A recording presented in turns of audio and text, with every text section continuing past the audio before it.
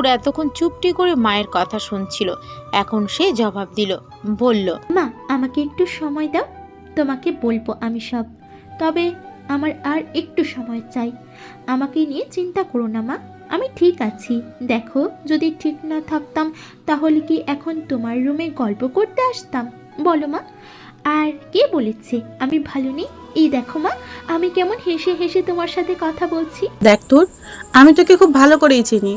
কোনটা মনের হাসি আর কোনটা মুখে ঝুলানো হাসি সেটা বোঝার মতো বুঝ আমার আছে। আমি এতটাও অবুঝ নই। যাই হোক, তুই যেহেতু বললি সময় হলে বলবি, ঠিক আছে, আমিও তোকে আর এ বিষয়ে জেরা করব না। শুধু বলবো নিজে কষ্ট পাস এমন কিছু কখনো করবি না। যেটাতে তুই ভালো থাকবি, আনন্দে থাকবি, সেটাই করবি। আমি জানি আমার মেয়েটা এতটাও অবুঝ নয়। সে ভালো করেই জানে কোনটা তার জন্য ভালো আর কোনটা মন্দ। ঠিক ভুল চেনার মতো বুঝ তার আছে। মা, তোমার মেয়েটা তো খুব বুদ্ধিমতী। দেখতে হবে না আমি কার মেয়ে? যাই হোক মা, এসব কথা রাখো। মা শোনো না, আমাকে তোমার হাতের একটু নুডলস বানিয়ে দাও না, অনেক খিদে পেয়েছে। আমার মেয়ে এতদিন পর আমার কাছে আবদার করেছে, আমি কি আর বসে থাকতে পারি? তুই যা মা, আমি নুডলস বানিয়ে তো রুমে নিয়ে যাব। ঠিক আছে মা। রুদ্ধ 4 দিন তার চাচার বাসায় থেকে আজকে সন্ধ্যার দিকে তার বাসায় এসেছে। এই 4 দিন তুর তাকে অনেকবার ফোন দিয়েছে, কিন্তু সে রিসিভ করেনি। সে ভেবেছে তুরকে এভাবে ইগনোর করলে তুর তাকে ভুলে যাবে, তাই সে ইচ্ছে করেই তুরের সাথে তার যোগাযোগ বন্ধ রেখেছিল। পরের দিন রুদ্র আদ্রিকে আনতে ক্যাম্পাসে গিয়েছে। যেতে যেতে ভাবছিল এই 4 দিন তুর থেকে দূরে থাকায় সে অনেক ভালো ছিল। আজকে আবার তুরের সাথে দেখা হবে। কিন্তু সে ক্যাম্পাসে গিয়ে তো অবাক, কারণ তুরের সাথে দেখা হলো না। যে মেয়ে কিনা তাকে দেখার জন্য তার বাসা অবধি আসে, আবার ক্লাসও মিস দেয় না, তাহলে তার হঠাৎ কি হলো? সে আজ আসলো না। রুদ্র নিজের উপরেই অবাক। সে কেন তুরের কথা ভাবতে যাচ্ছে? তার তো খুশি হওয়ার কথা, তুরের সাথে দেখা হয়নি তাই। কিন্তু সে খুশি না হয়ে তুরের জন্য চিন্তা করছে। সে আদ্রিকে কৌশলে তুরের কথা জিজ্ঞেস করলো। সবার কথা জানতে চেয়েই তুরের কথা জানতে পারল। তুরের নাকি কাল থেকে অনেক জ্বর, তাই সে আজ আসেনি। আদ্রি তার ভাইকে বলল, ভাইয়া, আমি হিয়া আর রোজার সাথে তুরকে দেখতে যাব। তারপর সেখান থেকে বাসায় চলে যাব। তুমি বাসায় চলে যাও। তুর অসুস্থ শুনে হঠাৎ রুদ্রের মধ্যে কেমন যেন একটা খারাপ লাগা তৈরি হলো। সে ভাবলো তারও একবার তুরকে দেখতে যাওয়া উচিত, কিন্তু এই কথা আদ্রি জানলে তার বন্ধুদেরকে বলে দিবে, আর সবাই ভাববে রুদ্র মনে হয় তুরকে ভালোবেসে ফেলেছে। কিন্তু তা তো নয়, বন্ধু হিসেবেই না হয় একবার তাকে দেখতে যাবে, কিন্তু এদের কে বুঝাবে? তাই রুদ্র আদ্রিকে বলল, না, তোকে আমি একা ছাড়তে পারবো না। ওরা যাক, তোর আর যাওয়া লাগবে না। তুই এখন আমার সাথে বাসায় যাবি। ভাইয়া, বোঝার চেষ্টা করো, তোর আমার বান্ধবী। ও এত অসুস্থ, একটা বার অন্তত দেখতে যেতেই হবে। প্লিজ ভাইয়া, না করো না। আর আমি কি এখনো ছোট নাকি যে একা একা বাসায় যেতে পারবো না? এই কয়েকদিন তো আমি একা একাই চলাফেরা করেছি। এই কয়দিন আমি ছিলাম না তাই একা একা বাসায় গিয়েছিস, কিন্তু এখন তো আমি আছি। আমি তো তোকে একা ছাড়তে পারি না। ভাইয়া, তাহলে তুমিও আমাদের সাথে চলো। প্লিজ ভাইয়া, এইবার অন্তত না করো না। ট্যুরের মা অনেক ভালো, তোমার যাওয়ার নিয়ে কোনো সমস্যা হবে না। প্লিজ ভাইয়া, আমাদের সাথে চলো, না হয় আমাকে যেতে দাও। রুদ্র মনে মনে ভাবল, আমি তো এতক্ষণ এই কথাটারই অপেক্ষায় ছিলাম। আমি নিজ থেকে যাওয়ার কথা বললে তোরা কত কিছু ভেবে ফেলতি। রুদ্র বলল, ঠিক আছে, আমি যাব। তোকে একা পাঠাতে আমি পারবো না, তাই আমি যাচ্ছি। কেউ যেন অন্য কিছু মনে না করে বসে। ভাইয়া, কেউ কিছু মনে করবে না, চলো তুমি। রুদ্র, আদ্রি, হিয়া আর রোজা তুরের সাথে দেখা করার জন্য তুরের বাসায় গেল। সেখানে যাওয়ার পর দেখলো তুর ঘুমিয়ে আছে, আর তুরের মা তুরের মাথায় পানি দিয়ে দিচ্ছে। তুরের মা ওদেরকে দেখে খুব খুশি হলো। তিনি তাদের আপ্যায়ন করতে ব্যস্ত হয়ে পড়ল। তুরের মাথায় পানি দেওয়া হলে তিনি চলে যান তুরের ফ্রেন্ডদের জন্য খাবার বানাতে। তুরের মা চলে গেলে আদ্রি, রোজা, হিয়া যে তুরের পাশে বসে, আর রুদ্র সোফায় বসে তুরের ঘুমন্ত চেহারার দিকে তাকিয়ে রয়। এই প্রথম তুরের জন্য তার খুব খারাপ লাগছে। আদ্রি তুরের মাথায় হাত বুলিয়ে দিয়ে আস্তে করে তুরকে ডাকে। তুর তার নাম শুনে চোখ মেলে তাকায়, আর দেখে তার বান্ধবীরা তার পাশে।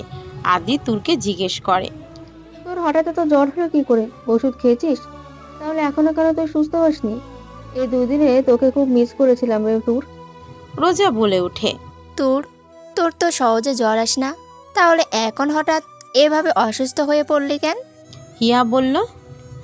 তোর সত্যি কথা বলবি কিন্তু, কিভাবে এত অসুখ বাঁধালি? তোর তার বান্ধবীদের কথা শুনে মুচকি হাসলো। তার জন্য তার বান্ধবীদের কত চিন্তা। সত্যি জীবনে এই রকমের বান্ধবী পাওয়া ভাগ্যের ব্যাপার। তোর বলল। সবাই একসাথে এত প্রশ্ন করলে কার কথার উত্তর দেব আগে? আমার কথা রাখ তোরা, আমি ঠিক সুস্থ হয়ে যাব। এবার বল, তোরা কেমন আছিস? আর আদ্রে, আমার রুদ্র কেমন আছে? সে কি বাসায় ফিরেছে? তো রুদ্রকে খেয়াল করেনি, তাই আদ্রির কাছ থেকে প্রশ্নগুলো করলো। আর এইদিকে রুদ্র তো অবাকে চরম সীমায়। তোর এত অসুস্থ, অথচ তার নিজের কোনো চিন্তা নেই। সে এই অসুস্থতার মাঝেও রুদ্রের খোঁজ নিচ্ছে। রুদ্রের ভিতরে খুবই খারাপ লাগা কাজ করছে। সে এতদিন তুরকে এত অ্যাভয়েড করেছে, আর তুর কিনা তারই খোঁজ করছে। আদ্রি তুরের কথা জবাব না দিয়ে আঙ্গুল তাক করে রুদ্রকে দেখিয়ে দিল। তো রুদ্রকে দেখে প্রথমে বিশ্বাস করতে পারল না যে রুদ্র সত্যিই তার বাসায় এসেছে। তোর ভাবলো সে মনে হয় জ্বরের ঘরে রুদ্রকে দেখছে, কিন্তু সবাই যখন বলল এটা চোখের ভ্রম না, রুদ্র সত্যিই এসেছে, তখন সে বিশ্বাস করলো।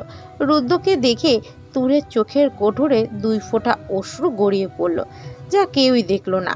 আদ্রিয়া ভাবলো তুরকে রুদ্রের সাথে একটু একা কথা বলতে দেওয়া উচিত, তাই তারা অন্য রুমে চলে গেল। আদ্রিরা যাওয়ার পর রুদ্র তুরের পাশে যেয়ে বসলো। রুদ্র তুরকে বলল। কেমন আছো তোর? তুরের বলতে ইচ্ছে করলো, আপনাকে ছাড়া আমি ভালো নেই। আমার শরীরে অসুখের থেকে মনের অসুখ বেশি যন্ত্রণা দিচ্ছে। আমার মন যাচ্ছে আপনাকে একটু শক্ত করে জড়িয়ে ধরে রাখতে, যাতে আমার থেকে দূরে না যেতে পারেন, কিন্তু তা তো করা যাবে না। ভালো নেই আমি, আমার স্বপ্ন পুরুষকে ছাড়া আমি একটুও ভালো নেই। কিন্তু সে মুখে বলল। আলহামদুলিল্লাহ, ভালো আছি। আপনার কি খবর? কেমন আছেন আপনি? ভালো। তো তোমার এত জ্বর হলো কি করে? আপনার জন্যই। এই যে আপনি আমাকে দেখতে আসবে বলেই এত জ্বর উঠিয়েছি। তোর হেয়ালিপনা সাইডে রেখে সত্যি কথা বলো। আসলে কালকে অনেকক্ষণ বৃষ্টিতে ভিজার ফলেই এই অবস্থা। বৃষ্টিতে ভিজলে এমন হয়, তাহলে ভিজতে যাও কেন? কারণ বৃষ্টির পানিতে নিজের কষ্টগুলো মুছে দিতে।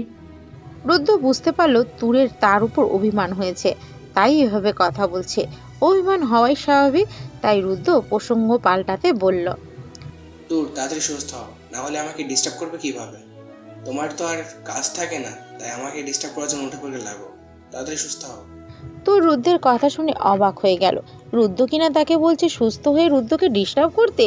সে যেন কথাটা ঠিক হজম করতে পারল না, তাই তো সে রুদ্রের দিকে চোখ বড় বড় করে তাকিয়ে আছে।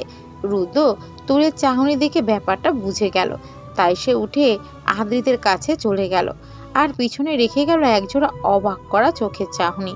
রুদ্ররা একেবারে দুপুরের খাবার খেয়েই তারপর তুরের বাসা থেকে গেল, কারণ তুরের মা কিছুতেই না খাইয়ে ছাড়ছিল না, তাই বাধ্য হয়ে খেয়ে আসতে হলো। সময়টা এখন রাত, ঘড়ির কাঁটা এখন ঘন্টার 11-এর কাজ। ঘড়ির কাঁটা এখন ঘন্টার 11-র কাছে। রুদ্র ফোন হাতে নিয়ে বারান্দায় দাঁড়িয়ে আছে। অনেকক্ষণ ধরে ভাবছে তুরকে একটা কল দেবে, তুরের একটু খোঁজ নেওয়া প্রয়োজন। আবার ভাবছে সে নিজে থেকে কল দিলে তুর কি ভাববে, তাই সে দোটানায় ভুগছে। অনেক ভাবনা চিন্তা করে অবশেষে সে তুরকে কল দিয়েই ফেলল। তুরের ফোন রিং হচ্ছে। কলটা যখন বাজতে বাজতে কেটে যাবে, তার ঠিক আগ মুহূর্তেই তুর কল রিসিভ করে তার ফোন কানে চেপে ধরল। তোর ফোন নাম্বার না দেখেই রিসিভ করে সালাম দিল। তারপর রুদ্রের কণ্ঠ শুনে কিছুটা অবাক হলো, তাই সে ফোন কান থেকে সরিয়ে চেক করলো। সে দেখলো তার ফোনের স্ক্রিনে স্বপ্নপুরুষ নামটা জ্বলজ্বল করছে। তারপর সে আবার ফোন কানে চেপে বলল। কি ব্যাপার, আজকে কি সূর্য এলোমেলোভাবে অস্ত গিয়েছে? যে কিনা এতদিন আমাকে সহ্য করতে পারতো না, সে কিনা আমার অসুস্থতার খবর শুনে আমাকে দেখতে আসলো, আবার এখন নিজ থেকে কল দিল। অবাক করার বিষয়। দেখো, এত কিছু ভেবে বসে থেকো না। আমি শুধু বন্ধুদের খাতিরেই তোমাকে কল দিয়েছি, দ্যাটস ইট, আর কিছুই না। এ বাবা, আমি কি বলেছি নাকি অন্য কিছু? যাই হোক, কবে কবে আমাকে বন্ধুত্বের স্থানে বসিয়েছে? আমি তো জানতাম আমি আপনার কেউ না, কারণ যদি সত্যিই বন্ধুত্বের স্থান দিতেন তাহলে নিশ্চয়ই আমাকে এত ইগনোর করতেন না, তাই না? দেখো তো, এইসব কথা বলে মাথাটা গরম করে দিও না। একটু ভালোভাবে কথা বলতে যাচ্ছি, তাই তুমি একটু ভালোভাবে কথা বলো। তুর ছোট্ট করে বলল। হুম বলো, কেমন আছো? জ্বর কি কমেছে? আগে থেকে কিছুটা কম। খাবার খেয়েছো? আর ওষুধ খেয়েছো? খেয়েছি। মা একটু আগে এসে খাইয়ে দিয়ে গেছে। ওহ গুড। আন্টিকে কিন্তু আমার দারুণ লেগেছে, অনেক মিশুক তিনি। তুর বিড়বিড় করে বলল। আন্টিকে ভালো লেগেছে, অথচ আন্টির মেয়েকে একটু সহ্য করতে পারেন না। দুনিয়ার সবাইকে সে বুঝতে পারে, শুধুমাত্র এই তুরকে ছাড়া। কিছু কি বললে? কই না তো। আচ্ছা, আপনি খাবার খেয়েছেন? খেয়েছি। তো কি করো? এই তো বারান্দায় দাঁড়িয়ে আকাশের চাঁদ দেখছি আর আপনার সাথে কথা বলছি। এই অসুস্থ শরীর নিয়ে বারান্দায় দাঁড়িয়ে আছো কেন? রুমে যেয়ে শুয়ে থাকো, যাও। আরে গত দুদিন তো শুয়ে বসেই কাটালাম, আর ভালো লাগছে না, তাই চাঁদ দেখছি। আমার আবার চাঁদ দেখতে খুবই ভালো লাগে। আপনি দেখুন না, আজকের চাঁদটা কত সুন্দর। আজকের চাঁদটা অনেক সুন্দর। আমিও তো বারান্দায় দাঁড়িয়ে কথা বলছি, তাই চাঁদটা দেখতে পাচ্ছি। আজকের চাঁদটা খুবই সুন্দর। ঠিক আমার স্বপ্ন পুরুষের মতো।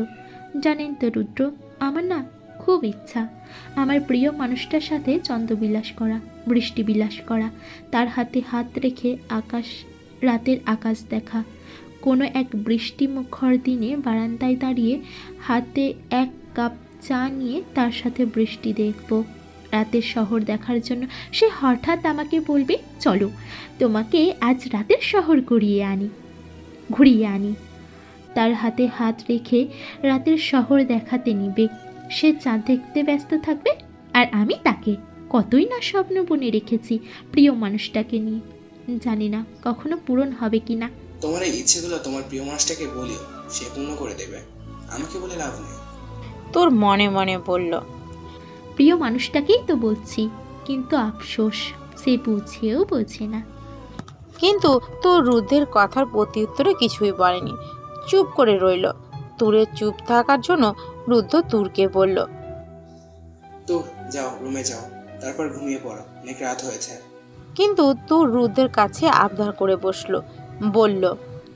আর একটু কথা বলি, আমার ঘুম আসছে না। ধরতে গেলে আজকে সারাদিনই ঘুমিয়ে কাটিয়ে দিয়েছি, প্লিজ আর একটু কথা বলি। ঠিক আছে, তবে বেশিক্ষণ বলবে না, কারণ আমার সকালে ক্লাস আছে। আচ্ছা ঠিক আছে। রুদ্র, আমাকে একটা গান শোনাবেন? আপনার গানের গলা না খুব সুন্দর, একবার গান শুনলে বারবার শুনতে ইচ্ছে করে। আমার এখন আপনার কণ্ঠে গান শুনতে ইচ্ছে করছে, প্লিজ একটা গান শোনান। ঠিক আছে, শোনাচ্ছি। গান শোনার পরে কিন্তু ফোন রেখে ঘুমাতে হবে, রাজি? রাজি। রুদ্ধ বলল। আমার খুব পছন্দের একটি গান শোনাবো, এটা বলেই রুদ্ধ গাওয়া শুরু করলো। আজ এক নাম না জানা কোনো পাখি ডাক দিল ঠোঁটে খড়কুটো। আজ এলো কোনো অজানা বিকেল গান দিল গোধূলি এক মুঠো। তুমি যাবে কি, বলো যাবে কি, দেখো ডাকছে ডাকলো কেউ। তুমি পাবে কি, পাবে কি, সামনে বেপরা ঢেউ। তারপর তুর আনমনে গেয়ে উঠল। ছুঁয়ে দিলে সোনা কাঠি খুঁজে পাই, যদি যাই ভেসে এমনি ভেসে যাই। আজ এক নাম না জানা কোনো হাওয়া চোখ বুজে ভাবছে বেয়াদব ধুলা। টুপটাপ বৃষ্টি ফোঁটা গেল থেমে, ভেজা ভেজা খিড়কি দরজা তুমি খোলো। রুদ্র গাইল। তুমি যাবে কি, বলো যাবে কি, দেখো ডাকছে ডাকলো কেউ। তুমি পাবে কি, পাবে কি, সামনে বেপরা ঢেউ। গানটা কোনো রকমে গিয়েছি, গাইতে পারি না, প্লিজ ভিউয়ার্স নিজ দায়িত্বে গানটা শুনে নেবেন। তোর রুদ্ধের কণ্ঠে এত সুন্দর গান শুনে স্বপ্নের রাতে যেন পাড়ি দিয়েছে। তার উপর এই গানটি হলো তার সবচেয়ে প্রিয়। রুদ্রের কথাতেই তুরের হুঁশ আসলো। রুদ্র বলল, হয়েছে গান শোনা, এবার দয়া করে ঘুমাও। তুমি অসুস্থ, তাই তোমার সকল আবদার মেনে নিলে।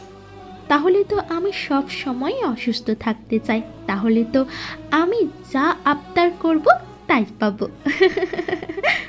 যাই হোক, শুনুন, এই গানটা শুধু আপনারই পছন্দ না, আমারও খুব পছন্দের একটি গান। তাই আপনাকে অসংখ্য ধন্যবাদ এই গানটি শোনানোর জন্য। তোমার কণ্ঠ তো সুন্দর। আমার সাথে গানটি না গাইলে তো জানতামই না যে তুমি শুধু আমাকে ডিস্টার্ব করতেই জানো না, সাথে এত সুন্দর গান গাইতেও জানো। যাই হোক, ঘুমাও এখন। রুদ্রের মুখে তুর তার প্রশংসা শুনে খুবই খুশি হলো। তুর রুদ্রকে বলল, আমি কি ঠিক শুনলাম আপনি আমার প্রশংসা করলেন? ভুল শোনার মতো তো কিছু বলি নাই, যা সত্যি তাই বললাম। অনেক কথা বলেছ, এখন ঘুমাও। রাখছি আমি, আল্লাহ হাফেজ। আল্লাহ হাফিজ। রুদ্র ফোন কেটে দেওয়ার পর তুর আকাশের দিকে তাকিয়ে বলল, ভালোবাসি স্বপ্নপুরুষ, বড্ড বেশি ভালোবাসি। তুর আজ ক্যাম্পাসে এসেছে। সেদিন রাতের পর রুদ্রের সাথে আর কথা হয়নি।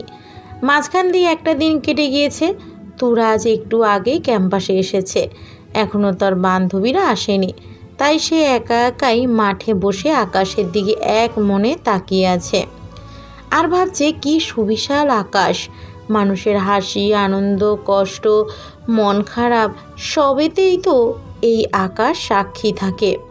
এই আকাশ টানে এক একজন মানুষের দীর্ঘশ্বাস কতটুকু ভারী। হ্যাঁ, যে মানুষের জন্য এত ভারী দীর্ঘ নিঃশ্বাস ফেলে, মনের ভিতর এত কষ্ট চেপে রাখে, সে মানুষটা যদি একবার জানতো, তাহলে হয়তো জগতে ভালোবাসা না পাওয়ার এত আক্ষেপ থাকতো না। পাখিদের উড়তে দেখে তুর ভাবছে, ইস, আমি যদি পাখি হতাম তাহলে সারাক্ষণ উড়ে উড়ে ঘুরে ফিরে বেড়াতাম। না থাকতো কোনো দুঃখ, আর না থাকতো কাউকে না পাওয়ার কোনো আক্ষেপ। তুরের ভাবনা মাঝেই সে খেয়াল করলো হঠাৎ তার পাশে এসে কে যেন বসেছে। তৎক্ষণাৎ সে পাশ ফিরে তাকিয়ে দেখলো হিয়া আর রোজা এসে পাশে বসেছে। তো তাদের দেখে অধীর কথা জিজ্ঞেস করলো। জানতে পারলো অধীর কি যেন একটা কাজ আছে, তাই আসবে না। তারপর তুর, হিয়া আর রোজা তাদের ক্লাসে চলে গেল। ক্লাস শেষে রোজা আর হিয়াকে বিদায় দিয়ে তুর সেই রাস্তার ধারে কৃষ্ণচূড়া গাছের কাছে এসে বসে রইল। তার মন খারাপ হলে সে এখানে এসে বসে থাকে, তাই সে আজও এখানে এসেছে। আজ অদ্রিও আসেনি, তাই সে রুদ্রের খবরও নিতে পারেনি। আর রুদ্রকে ফোন করলে তো সে নিশ্চয়ই তুরের ফোন রিসিভ করবে না, তাই তুর আর রুদ্রকে ফোন দেয়নি। তুর কৃষ্ণচূড়া গাছের কাছে এসে ফুল কোড়াচ্ছিল। এমন সময় সে শুনতে পেল তার নাম ধরে কে যেন ডাকছে। তাই সে পিছন ফিরে তাকালো। তাকিয়ে দেখে রুদ্র দাঁড়িয়ে আছে। আসলে রুদ্র এই রাস্তা দিয়ে যাওয়া ধরেছিল। আর তখনই সে তুরকে দেখে। রুদ্র তুরকে জিজ্ঞেস করলো, তুমি পুরোপুরি সুস্থ হয়েছ?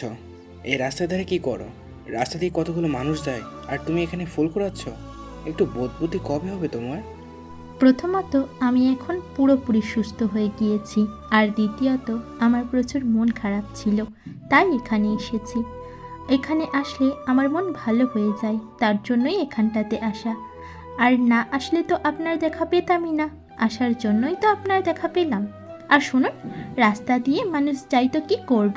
মানুষ যদি কিছু বলেও আমাকে বলবে, তাতে আপনার কি? কে হই আমি আপনার?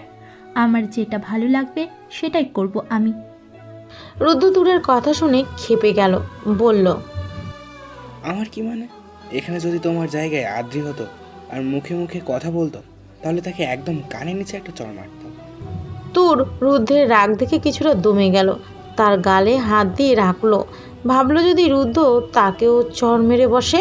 আর অন্যদিকে তুরের গালে হাত দিয়ে রাখা আর ভয় পাওয়ার চেহারা দেখে রুদ্র কোনো মতে হাসি আটকে রেখেছে, কিন্তু মুখ গম্ভীর করে রেখেছে।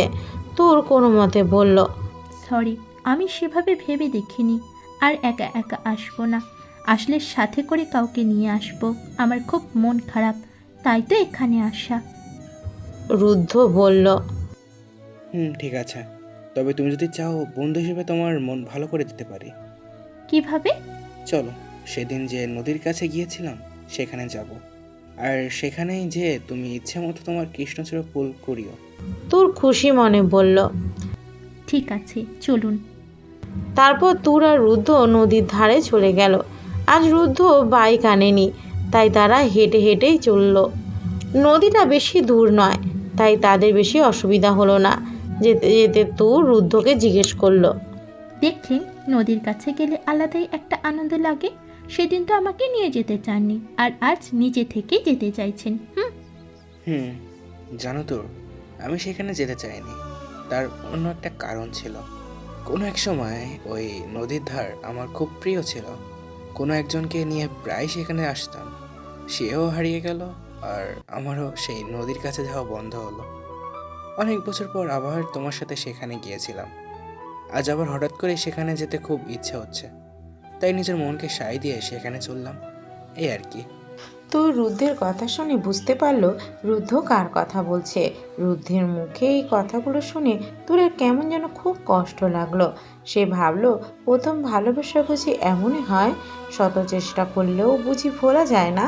তুরের খুব আফসোস হলো যে সে কেন রুদ্ধের জীবনে প্রথমে আসলো না, কেন সে রুদ্ধের প্রথম ভালোবাসা হলো না।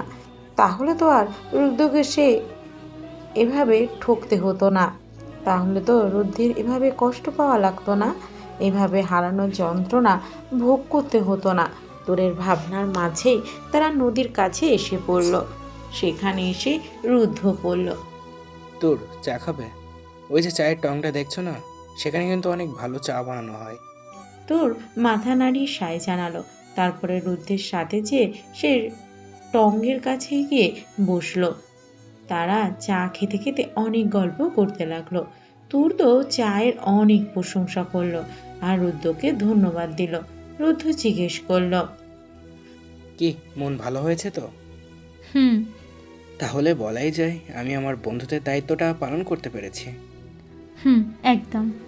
তো রুদ্রের কথার মাঝে সেই টঙ্গের কেউ এসে চায়ের অর্ডার দিল। সে ব্যক্তির পাশের মেয়েটিকে দেখে রুদ্রের বুক চিনচিন ব্যথা অনুভব হলো। এত বছর পর এই মেয়েটিকে রুদ্র দেখতে পাবে, তাও তার হাজবেন্ডের সাথে, তার রুদ্র কখনোই ভাবেনি। সে মেয়েটি কি বুঝতে পারছে এই মুহূর্তে রুদ্রের মনের ভিতরে কি পরিমাণ রক্তক্ষরণ হচ্ছে? সে কি কখনো জানবে যে রুদ্র এখনো বিশ্বাস করেনি যে এই মেয়েটি তাকে ঠকিয়েছে? রুদ্রের এক ধ্যানে একটি মেয়ের দিকে তাকানো দেখে তো রুদ্রকে জিজ্ঞেস করলো, মেয়েটিকে চিনে নাকি? রুদ্র মাথা নেড়ে হ্যাঁ সম্মতি দিল। তখন জিজ্ঞেস করলো কে? তখন রুদ্র বলল সাবিয়া। এই নামটি শুনে তুর কিছুক্ষণ সাবিয়ার দিকে তাকিয়ে রইল আর ভাবল, এই সেই মেয়ে যার বিরহে রুদ্ধ এখনো কষ্ট পায়। একটা বার হলেও এই মেয়েটির সাথে সরাসরি কথা বলা প্রয়োজন। কি কারণে, কি এমন কারণে সে রুদ্ধকে ঠকালো? তাই তুর সাবিয়া আপু বলে ডাক দিল।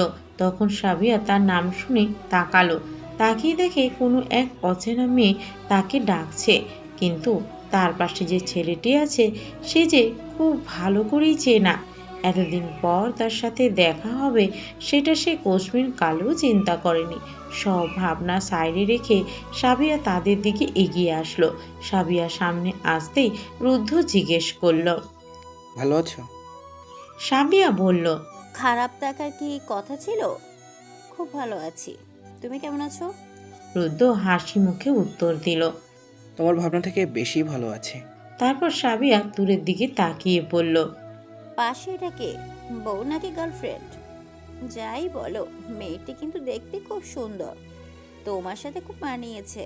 তুমি একটু বেশি ভেবে ফেলছো না? সে আমার বউ না, গার্লফ্রেন্ডও না, সে আমার ফ্রেন্ড। সবাই কি তোমার মতো মনে করেছে যে সব কিছু সহজে ভুলে যে নতুন মানুষকে নিয়ে নতুন জীবন শুরু করব? সাবিয়া তুচ্ছের হাসি হেসে বলল, একদম ঠিক বলেছ, সবাই একরকম না। তোমরা আসলে কি জানো তো, তোমাদের যখন বলা হয় হারিয়ে যাচ্ছি, আমাকে আটকাও, তখন তোমরা চুপ থাকো, আর যখন হারিয়ে যায় তখন যাও আটকাতে। কিন্তু তখন তো আর সময় থাকে না, তাই না? কিন্তু তোমরা নিজেদের দোষ না দেখে শুধু হারিয়ে যাওয়া মানুষটারই দোষ দেখো। তারপর সাবিয়া তুরের দিকে তাকিয়ে বলল, নাম কি তোমার? তুর। খুব মিষ্টি নাম, ঠিক তোমার মতোই। রুদ্র কিন্তু ফ্রেন্ড হিসাবে খুব ভালো। রুদ্রকে কখনো হারিও না, সব সময় পাশে থেকো। তুর বলল, ভালো হলে আপনি কেন তাকে হারাতে দিলেন আপু? আপনার তো পাশে থাকার কথা, তাহলে কেন আপনি পাশে থাকলেন না? সাবিয়া বলল, তুমিও বুঝি আমার কথা জানো? শোনো মেয়ে, যার পরিস্থিতি সেই বুঝে না, অন্য কেউ কখনোই বুঝবে না। যাই হোক, আমার হাজবেন্ড আর আমার মেয়ের সাথে তোমাদের পরিচয় করিয়ে দিই। এইটা বলেই সাবিয়া তার হাজবেন্ড আরাবকে ডাক দিল। আরাফের কোলে ছিল ছোট্ট 2 বছরের একটি মেয়ে। আরাব আর সাবিয়ার মেয়ে আবিহা। আরাব সাবিয়াদের কাছে আসলে সাবিয়া রুদ্রের দিকে তাকিয়ে বলল,